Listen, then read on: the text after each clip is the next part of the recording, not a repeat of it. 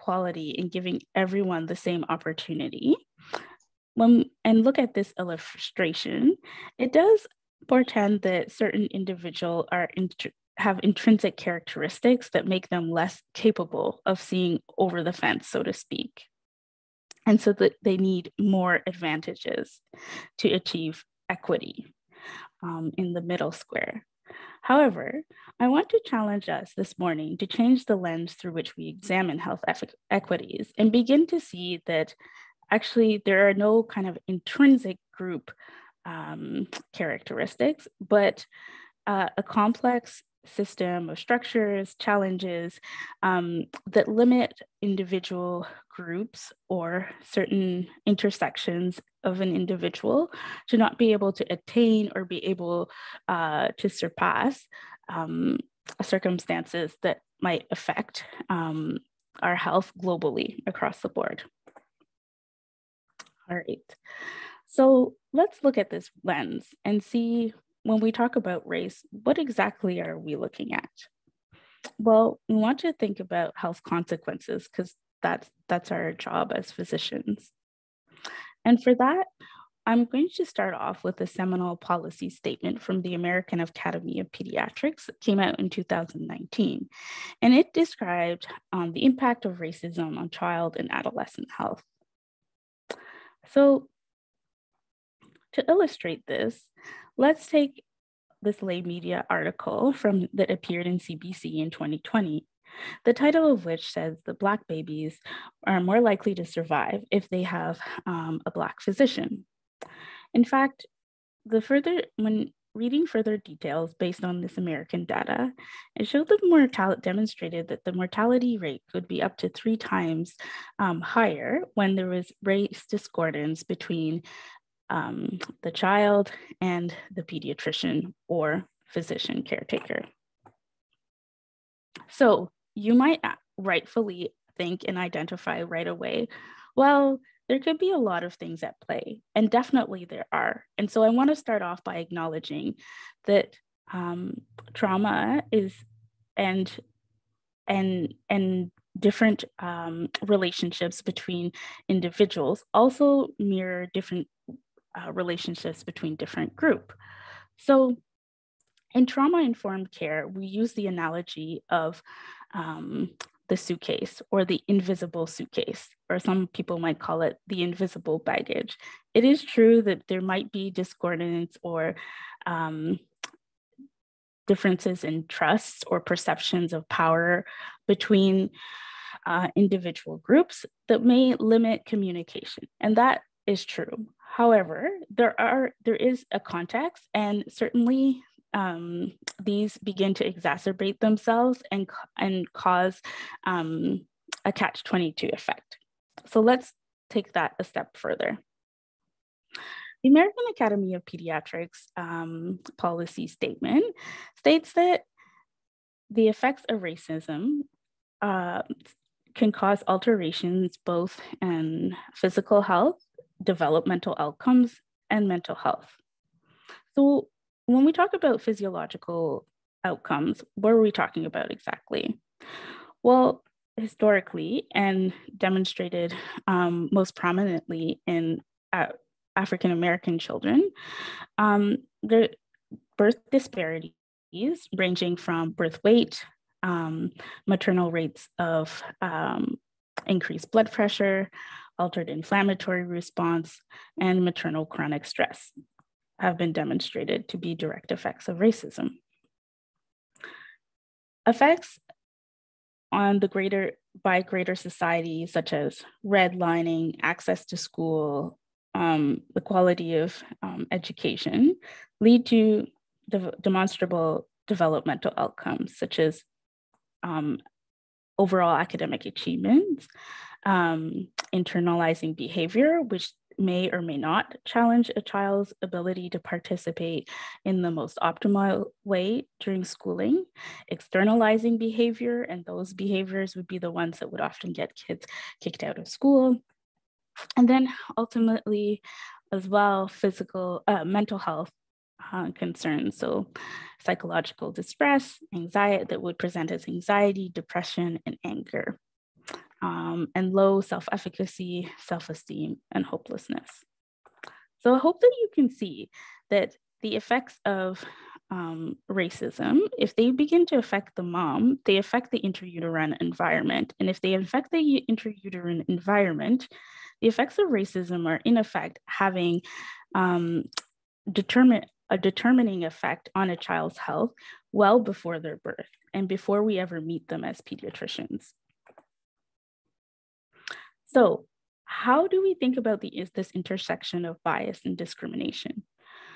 I like to use this diagram because it really kind of shows a nice intersection of how the individual and the systemic overlap. Most of us are quite familiar and understand well the concept of individual or interpersonal racism. So I won't kind of focus on that, but introduce you to a lot what we mean by institutional and structural bias and discrimination. So when we talk about institutional, we talk about within a sector or an organization, things that might perpetuate discrimination or discrepancies between groups. When we talk about structural, these are effects that interact or accumulate across institutions. So for instance, if there is a higher rate of incarcerations of individuals from a certain group, that might compound the number of offspring from from an individual group going into care. Because if your parent is more frequently incarcerated at a higher frequency, then there is a higher frequency of family breakdown. If there's a higher frequency of family breakdown, then there is more likelihood that you will end up in the care of the ministry, and so on and so forth. So let's go thinking back to that article talking about the rates of mortality for African-American children. And I told you that the effects began long before we actually meet the child. So if we think about health outcomes for African-American infants, we can't divorce it from this historical context. And what is the historical context? Well, this painting is a painting of Dr. Sims, said to be the father of obstetrics and gynecology, at least here in North America. This is an illustration of him with Anarcha. Anarcha was a 17-year-old, so could have been one of our patients, who was one of 10 enslaved women, of which Dr. Sims developed his technique for the repair of vaginal fistulas. Anarcha herself endured at least 30 painful surgeries. She endured them all without anesthetic. Dr. Sims practiced and developed his method for this repair, and then went on to treat white women in hospitals across Europe and in North America, but this time with anesthesia. So when we think of a group's historical context and historical trauma, we begin to understand that there is a long history as well of a sense of disempowerment, discrimination, and oppression that might even dictate the ways and means that individuals of a certain group interact with the healthcare system or may have misgivings. Another more current illustration of this are the cells of Henrietta Lacks, or more commonly known as HeLa cells. In fact, they were taken from an African-American woman, and because they were an immortal line. And in fact, some of her cells actually did contribute to the development, even as recently as in the last year and a half, some were used to develop some of the COVID-19 vaccines. So again, when we think about issues of consent, confidentiality, and historically oppressed groups, we can see that the roots of mistrust are deep and historical. So from bench to bedside, I've told you about the historical context. Another thing to think about is often, and less discussed, is that often a lot of the biomedical research is done on a group of individuals, often more disproportionately of European ancestry. And this goes on to have effects in what we know in our body of knowledge. So what exactly do I mean by that? So we think about the genome-wide association studies. It has a disproportionate representation of individuals of European ancestry. And so when looking at the genetics, say, of a disease like asthma, one might, just by studying Europeans, not necessarily be able to identify certain genetic variants that predispose to more severe asthma, even though there seem to be certain groups that are more affected by severe asthma.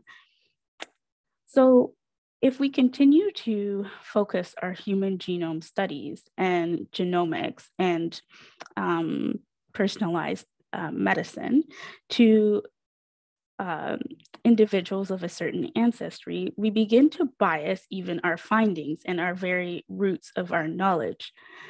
So understanding this and being aware of this could make us more sensitive to the fact that sometimes our populations that we are treating are not necessarily represented in the very bench science that is then extrapolated into clinical care and protocols. Another illustration of that is one of the poorly known facts, and was a surprise even to myself, was that skin pigmentation can alter pulse oximetry accuracy at low saturations.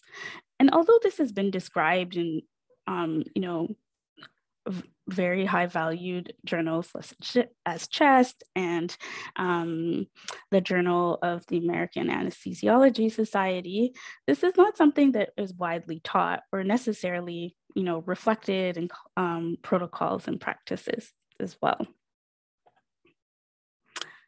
This is a medical illustration that went viral just a few weeks ago. So why did it go viral? Well, individuals stated widely that this is actually, the first time that they had seen a Netter's-like illustration with a pregnant person and a fetus with darker skin pigmentation. So that is to say that most of us go through our medical training mostly identifying skin dermatological pathologies or studying anatomy illustrations with individuals of a lighter skin tone. So what does that represent? Well, it might represent an omission. And one could say, you would still learn your anatomy no matter what. However, when we think of things like dermatological manifestations of diseases and the amount of times that you need to see something before it really sticks in your mind, you start to be able to identify maybe some opportunities where we might be biased towards having less experience on dermatological manifestations of diseases in skins of varying skin pigmentation or darkness. So those would be illustrations of institutional or say organization, like it's the institution of medicine. And then across institution and across history, we typically have not necessarily recognized this as being an entity. So maybe we're already biased by having simply less practice at identifying these pathologies over a spectrum of skin tones. So now that I've told you about more overt and specific instances of bias and discrimination, how does this fit into the overall issues surrounding the overlap between the individual experience and the group experience? So we know that there are cultural norms and there might be individual acts of discrimination. And those contribute to a phenomenon that is described as internalized racism. So that is to say, if you don't see yourself reflected, or when your group to which you identify with is constantly maligned or discussed in negative ways, you begin to feel yourself the effect of this. And as science has described, you might begin to have a kind of low-grade stress reaction. So that would increase cortisol levels, inflammation, and from a behavioral standpoint, we might see that the manifestation as more stress reactions, more anger, and what we call externalizing behavior.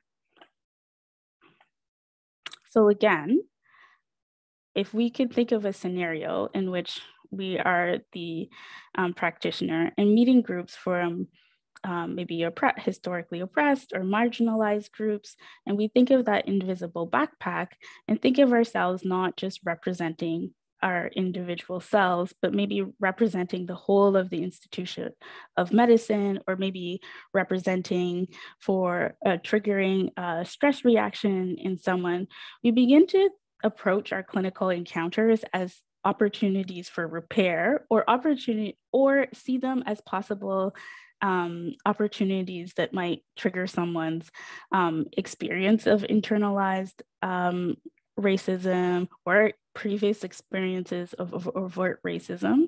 And then we realize that our training even can have biased us or changed our lens or made our lens less aware of these phenomenons.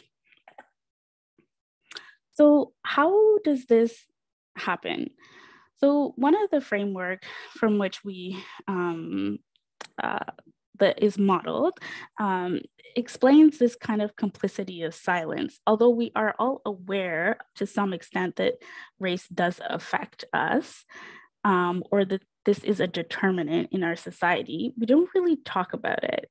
And then I've also added in quotations this omission. So that would be things like, for instance, most Band-Aids are not concordant with the whole spectrum of skin tones of all of our patients.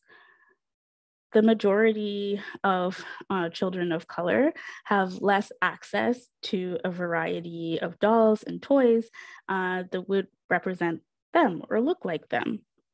And so when we commit these kind of acts of silence or omission, we begin to teach children in a way what we want them to know about race.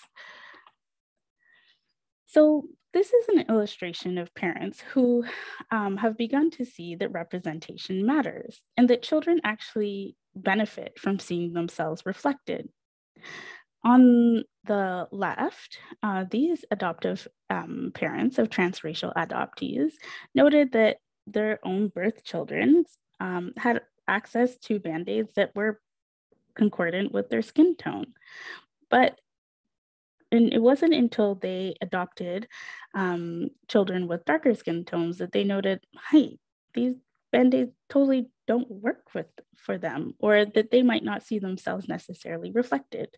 And in the same way, we begin to tell our children's stories as well about who deserves to be represented in the toy aisles, in the shows that they watch, etc. So how does this translate? Because we're pediatricians, we are used to working from a developmental lens. So let me walk you through a developmental lens of how children are understood to become racially aware. So close to preschool or age 3 to 5 years, children become interested in physical characteristics, and they might notice differences in people around them. So one of the things that we can do as adults is adopt positive messaging around each person's uniqueness and not attribute them as good or bad. As in not being no different than someone has red boots and someone has blue boots. Another aspect that we can encourage parents and caregivers and guardians are to read books about different cultures. And this way, when children are introduced to a wider spectrum of variety, they begin to see it as just variety, as opposed to something that is aberrant or weird. And expanding one's social circles to include different cultural activities and occasions to interact. Not that that's been happening that much during the COVID pandemic. When we progress on to early school age children, we note that these children become more aware of social groups, recognize in-groups and out-groups, and children may start to develop prejudices based on the exposures of those around them. And as I was speaking to a little bit earlier, those pressures can come from TV, overall marketing, characters, or stereotypes that are portrayed in cartoons or books that they might read. So as early as 6 or 9 years old, it is okay to discuss race and bias, diversity, or inclusion, and to talk about different characters on TV, and begin to ask children what their thoughts are.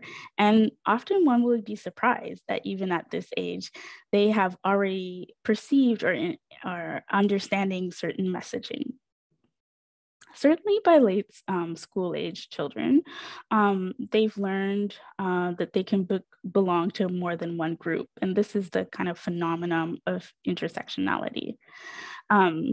So children become capable of understanding other individuals' perspectives, and there's a more mature acquisition of empathy. So this is an opportunity time to start to discuss issues of prejudice and to be able to interrupt racism. And it's around that age as well that kids become sensitive or might even start to internalize negative experiences of interpersonal racism, and not just, and as well as overall societal level messaging. In adolescence is a time where the child begins to be even more so outwardly turned towards the community, and that, I mean that in the largest sense. So everything from world events to local community events, and that could relate from everything from the intersection of their gender expressions, historical interactions with police, and various stereotypes about individual groups, and promiscuity, and so on and so forth. And so this is just one topic that is definitely something that we can encourage through anticipatory guidance for parents to check in on and experience a little bit more insight into what their adolescence experience is.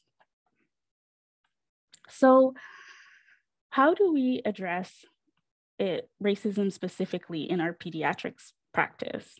Well, on a very fundamental level, it begins on a personal journey, things that can help us identify maybe personal blind spots, broadening our experiences, and accessing resource lists that are appropriate for oneself.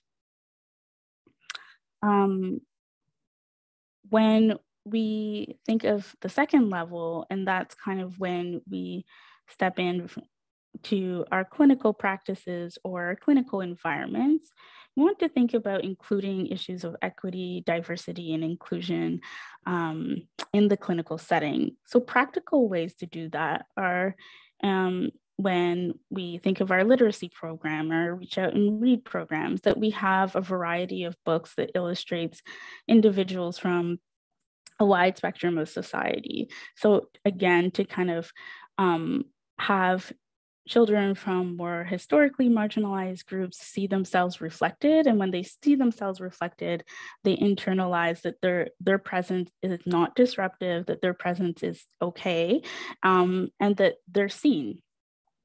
And then from more dominant culture children, they are introduced to a wide spectrum of illustrations and learn to internalize an overall message of diversity as opposed to aberrancy. We want to acknowledge important events and celebrations of different cultures, and those are really something that are more, that can vary from community to community. having access to resource lists for families that want to learn more about anti-racism, and being aware of individual pediatric groups that may particularly be at risk of experiencing racism. So children who may live in communities where there is a low number of racialized individuals, children in care disproportionately from groups such as those of African Caribbean Black descent or Indigenous ancestry, and may not necessarily be placed in communities, families, or opportunities in which they might see other children like themselves or see themselves reflected. And so being aware of this phenomena and being able to support and guide parents in being alert to these issues, or even having just a couple of resources, is something that is quite helpful and is a practical way to deliver equity, diversity, and inclusion into our pediatric practice.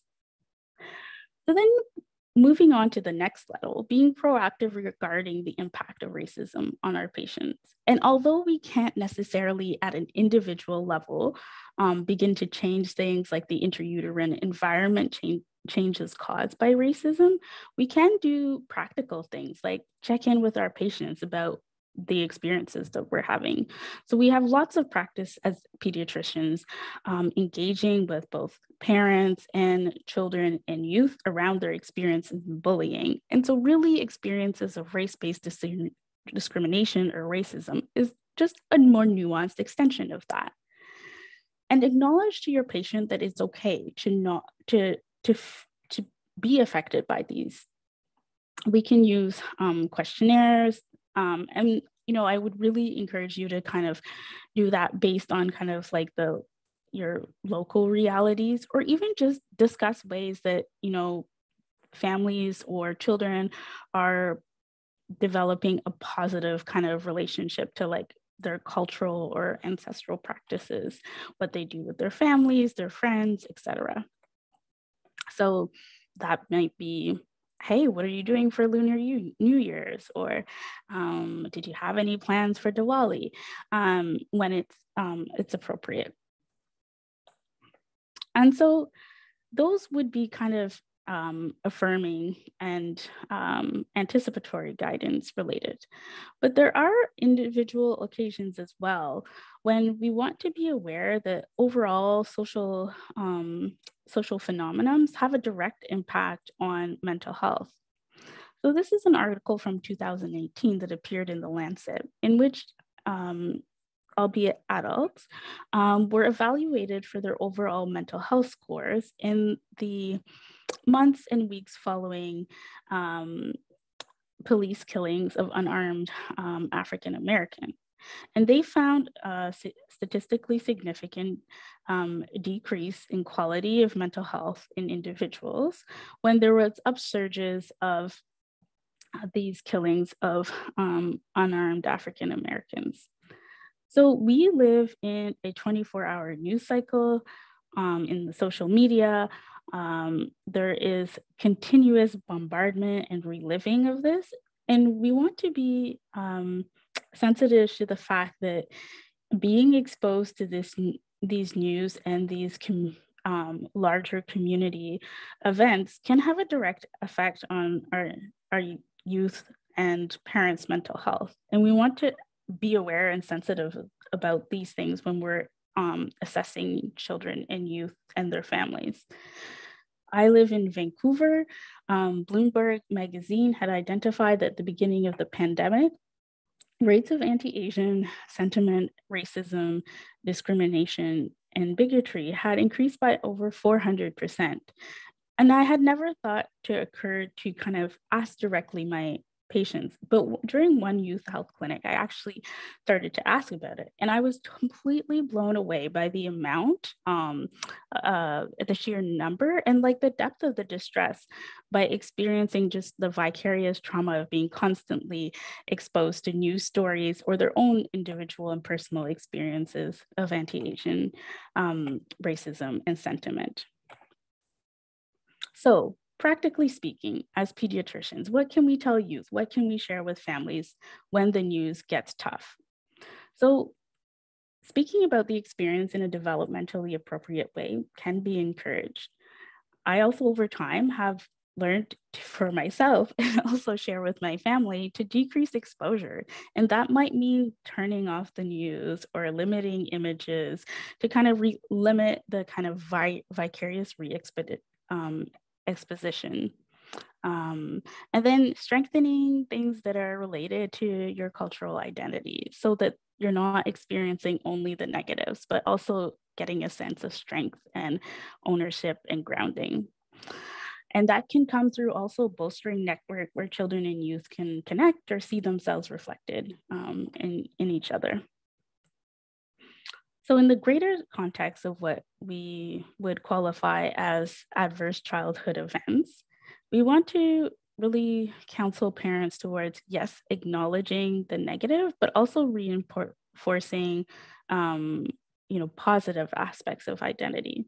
So as the Harvard Center on the Developing Child reminds us, when positive experience outweigh negative experience, the child scale tips towards resilience. And so it's not the complete absence of oppression or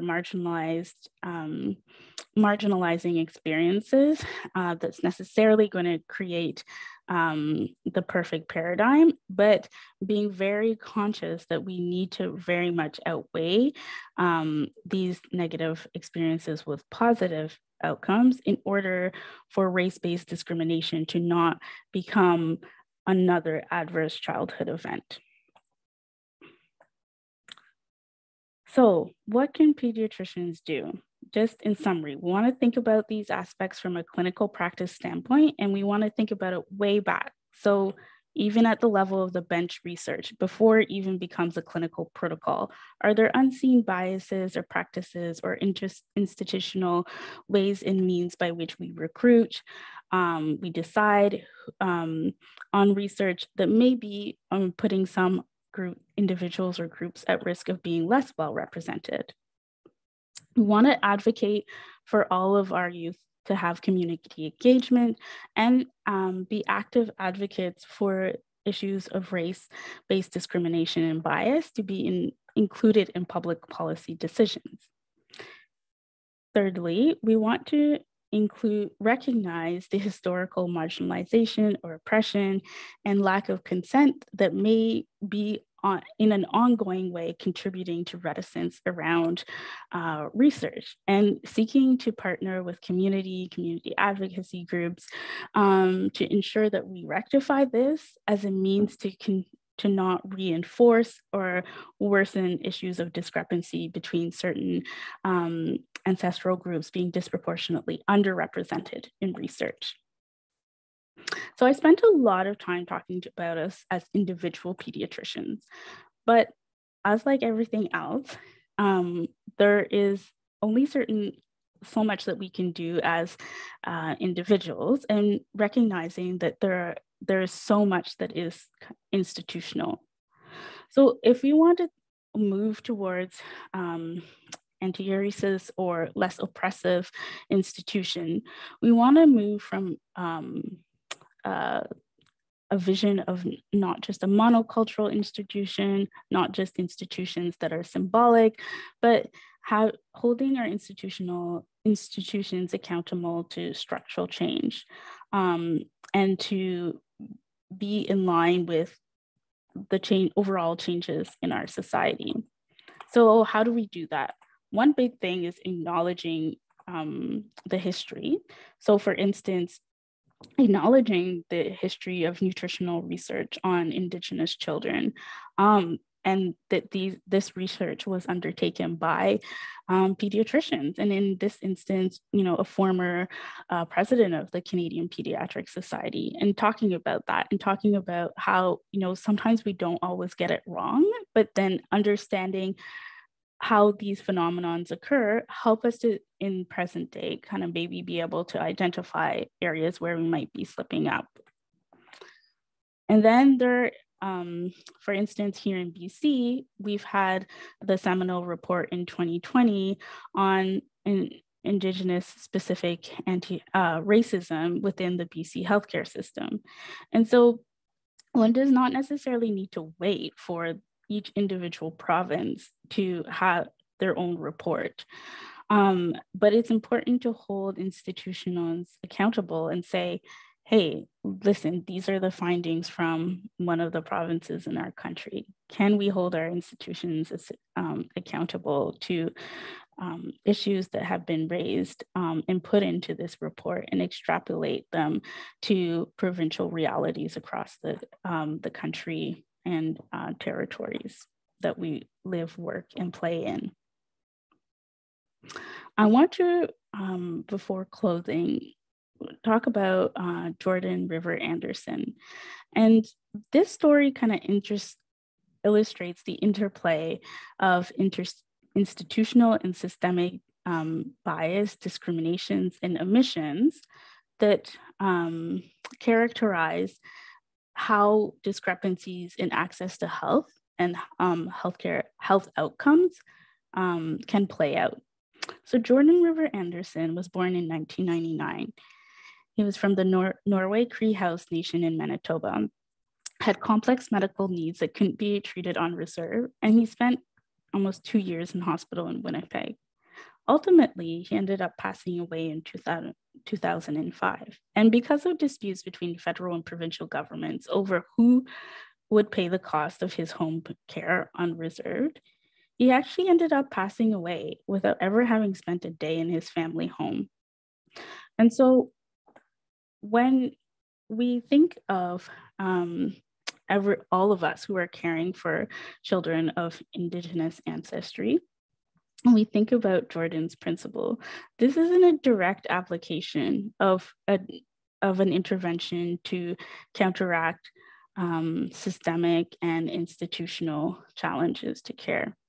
Now, Jordan's principle is not perfect, but it is one of the ways in which we practically, as pediatricians, can begin to rectify some of these historic shortcomings and continue to push those in authorities to address these matters in a practical and current way. So, in summary, what we've learned and illustrated this morning is that race is both a social construct and a proxy by which we can aim to deepen our understanding of both clinical and population health for more accurate basic science and genetic information. Racism or race-based discrimination affects both individuals and a collectivity, and it affects physical health, developmental outcomes, and development, as well as mental health. Children's understanding and experience of race has a developmental trajectory, just as anything else, from acquisition of fine motor skill, gross motor skill, or linguistic skills. And we can use that developmental trajectory to help our parents and guardians better understand how to support their kids through that trajectory. Lastly, pediatricians can play an important role in advocating and providing judicious anticipatory guidance to mitigate racism. So before we have the opportunity to talk in a little bit more details, I want to thank you for your attention and direct you to this QR code, which has all the references that I've discussed, and also resources from a prior presentation of one of my Hudson colleagues, Anas Manouzi and I hope that you will find some useful resources in around how furthering discussions on race-based discrimination, anticipatory guidance for parents, and also if you're interested in other resources or want to read in more depth some of the resources that I have spoken on this morning. And so I'm very happy to answer questions, and as always, happy to answer them in English or in French, whatever feels most comfortable to you. And also, I think I'm happy to share the QR code and have it circulated and emailed around as well. Thank you so much, Dr. Satinjo, for this very insightful and thought-provoking presentation. I think we all really appreciate the practical aspects that you brought to this, because I think this is work that we are all striving to do individually and also to bring to our practices. So just looking at the chat, I don't know if there are questions. Perhaps it'd be easiest if we unmuted. I see somebody iPhone with their hand up, so you can go ahead and unmute. My iPhone. Okay. My name is Melissa. I'm one of the Emerge Docs. Thank you for your lovely, a very informative presentation. I really appreciate it. I had a question, and I'm hoping that I word this properly, but we were having conversations with my son. We have books, and one of the questions that Felix was asking me, because we were talking about skin pigmentation and melanocytes, and how people have, you have different melanocytes, so you have different skin pigmentations. And one of the conversations that came up with my husband is around identifying, or not identifying, but when we talk about persons of African American descent, is the conversation around terminology of African American versus Black population versus darker pigmented. And clinically, we tend to say African American as that's what we hear from studies and so on. But I have friends who don't identify, like who say like African American doesn't define who I am or what my ancestry is. So I have, a good friend who's from Zimbabwe, but he's like, I'm Zimbabwe Canadian. And so African American doesn't bring that conversation. And then when I talk about it with my son, and he's like, Uncle Vu is Black. I'm like, you're right. Uncle Vu has very dark skin. He's got lots of melanocytes. You have less. But it's just around that conversation and wanting to use, and with patients as well. And when we have conversations of wanting to use the right terms, and I sometimes struggle with the term African American to describe all Black population, and I'm not sure if that is reflective or not. So I just wanted to ask. Yeah, thank you. That is a really great question. And I think that you're already showing like a level of like sensitivity and thought process that, shows that you're maturing in your trajectory of EDI. Certainly, I think that in Canada, there's more of a like tilting towards using terms like individuals of African, Caribbean, or Black ancestry. But I also like to use the analogy that it's a lot like gender, that it's always good to ask and say, how do you identify? And so for me, like I identify as, African Canadian, but, I won't be offended if someone says Black.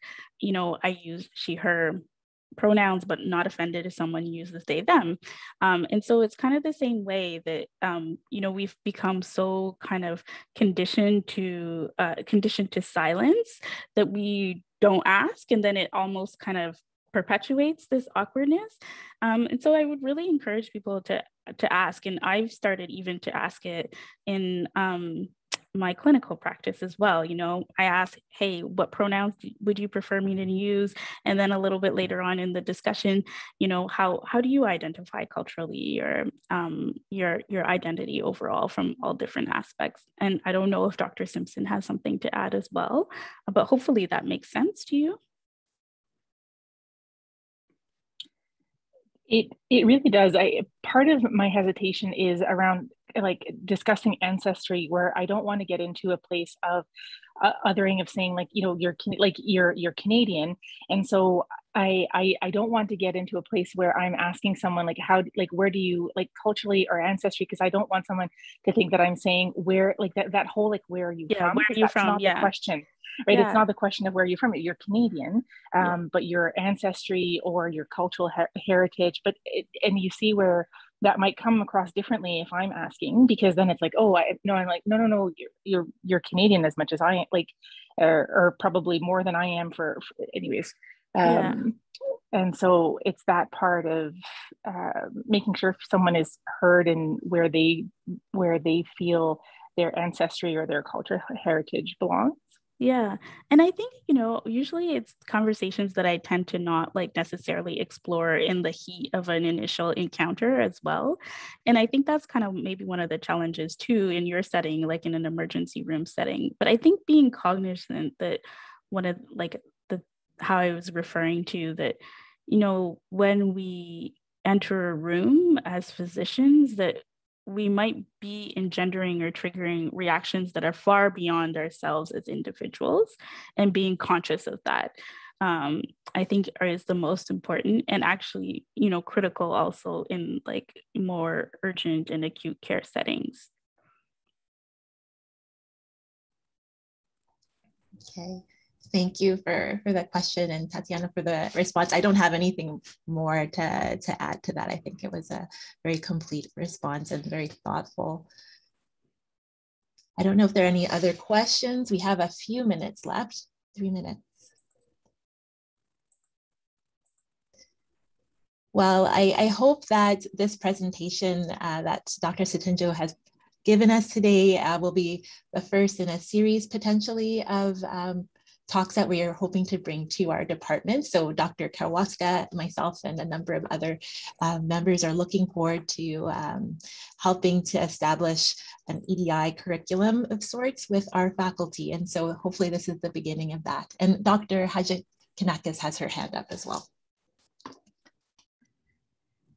Thank you. Thank you so much for a wonderful talk. I was sort of left reflecting on, it was very thoughtful and insightful. And I was thinking about our healthcare teams and just representation on our healthcare teams, which is often lacking. And especially in conditions where our patients are actually more likely, or people from racialized communities are more likely to be impacted. And then they come to the healthcare team and then they really don't see themselves within our teams often enough, I think. And I was wondering if you have any experience. I was just left thinking about maybe some mentorship programming, like youth mentorship programming, or patients who've graduated from our program, or older youth, and how we could kind of incorporate, first of all, ask them again, as you mentioned, what their experiences have been like, and then potentially creating a bit of a mentorship program, or encouraging people to bring, supports with them when they come to clinic, either from their community or otherwise, so that we can make this more of a welcoming place, a safer place for them to come and share their experiences with us. Yeah, absolutely. I think that's a great idea. And I think, this is like a generational kind of project as well, is, having the overall healthcare workforce reflect the society at large. But I think in the interim, there are various things, and you name so many of them that are critical. Peer support is one of them. I come from the world of HIV care, and the model has always been nothing with us, nothing about us without us. And so peer support is really critical way to kind of add that intersection of representation, and then having a very thoughtful approaches to the posters and handouts and literature that is around, and being able to have your finger on the pulse when there are events that are particularly difficult for certain communities, to be able to even just create the space where people have the opportunity to bring it up in clinical encounters and how that's being experienced by the youth, child, or family. Thank you. Thank you again. You're welcome. Thank you for that. And then we do have one final question in the chat. So Sure. Dr. Sisto has asked, what can school or politicians do to change the picture? Yeah, I mean, I think that's a big question and probably a presentation in and of itself. But I think just even knowing and understanding the developmental trajectory of identity and how race fits into that. And then I think the other, and really I think as pediatrician, really bringing the narrative back to the science, back to the developmental science, and trying to, because there can be so much noise. But I think the other issue is, being able to identify issues of access. So certain communities are disproportionately have less access to psychoeducational assessments, or disproportionately those who are getting assessed for autism at a later age when there's less opportunity to, to be able to intervene in a timely fashion. So I think that being more aware of the limitations and structures for certain community or historically marginalized groups to access these so-called universal resources is one of the biggest things that I think schools and academics needs to explore. And I think about this a lot, but I'm not always sure how you can deliver that to politicians in ways that is simple, because for most politicians, like, this isn't their bread and butter, like this isn't their background. And I think a lot of this even overlaps with the ongoing COVID pandemic, and how do you translate the, science and the epidemiology to politicians who then have to deliver it. So it's a big topic, but certainly I think as pediatricians, we have a huge role in, educating and being actively involved in those conversations with schools, and speaking to not just our individual patients' experiences, but overall groups that have unequal access to additional school resources. Thank you so much for the question and for that thoughtful response, Dr. Sotinjo. And so I think that brings us to the end of this morning's Grand Rounds. But thank you again, Dr. Sotinjo, for this amazing presentation and for being up so early in UBC time to be with us this morning. And I'm sure that we'll be welcoming you back in the near future. Okay. Yes, hopefully in person. That would be wonderful. Thank you so much, everyone. Okay, bye.